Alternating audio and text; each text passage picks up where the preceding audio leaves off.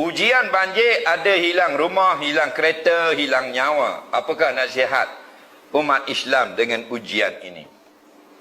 Nabi kata kalau kita terkena duri yang kecek, cek aloh, kucing. Dapat pahala ampun dosa. Faham lagi? Nah, dapat pahala ampun dosa. Bayangkanlah kalau hilang rumah. Betul tak? Banyak tak dapat pahala. Nah, yang penting jangan hilang akidah. Ramai mana rumah 3-4 tekak berjuta-juta, kereta berjuta-juta, akidah hangus habis. Tak lagi. Akidah rosak. Betul tak? Jadi kita hidup ini, jika dapat yang baik-baik, alhamdulillah. Jika hilang, kita sabar. Inna lillah.